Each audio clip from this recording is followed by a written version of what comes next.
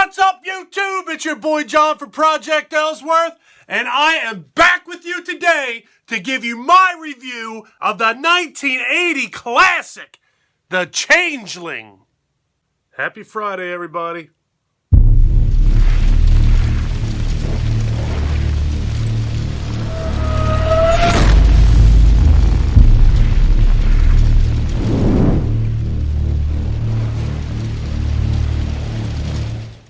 If you're new to my channel, remember to click that subscribe button. I do a couple of these things every week. The Changeling was written by Russell Hunter and William Gray. It was directed by Peter Medak, starring Trish Devere and George C. Scott. What do you want from me? Many films will frighten you, but only a few can really terrify you.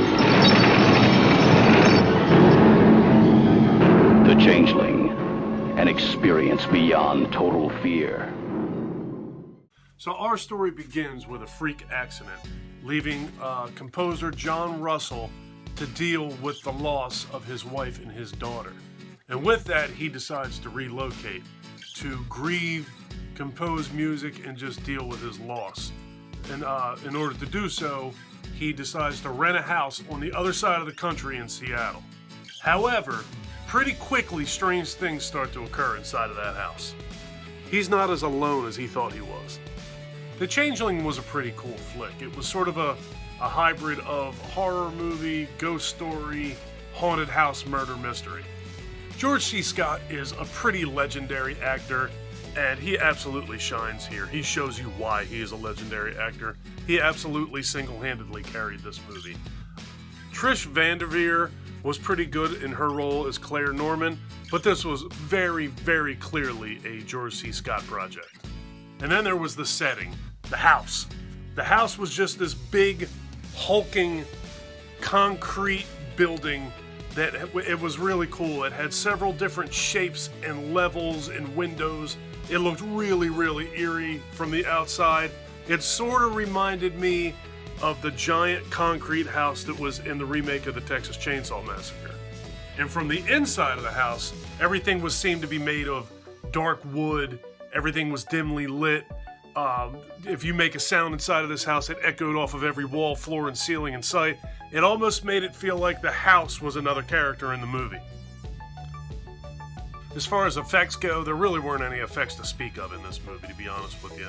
I mean, there was one scene where you saw like a silver chain and a pendant come up out of the ground, but it was very clearly shot, you know, with somebody pulling that underground and then just reversing the film so that it looks like it's coming out of the ground on its own. But there really aren't very many effects to speak of in this movie, and to be totally honest with you, they weren't necessary. This movie actually is a perfect example of sometimes the things you don't see are scarier than the things that you do. So The Changeling, 1980. George C. Scott was absolutely fantastic in this movie. The acting was next level by him in this. It's a murder mystery movie. It's a horror movie. It's a haunted house ghost story. It has a very slow burn feel to it, but that's okay when it's done right. The Changeling was done right. Watch The Changeling. Have you seen this flick? How do you feel about these old haunted house movies that are sort of a slow burn set in the time period of the late 70s and early 80s? Do you like them like I do? Leave me some comments down below and let's talk about it. If you like this video, please give me a thumbs up. If you really like this video and you have been enjoying my content up to this point, please do me a huge personal favor. Click that subscribe button and ring that notification bell. Take care of yourself, take care of each other, have a kick-ass day, and thank you for watching.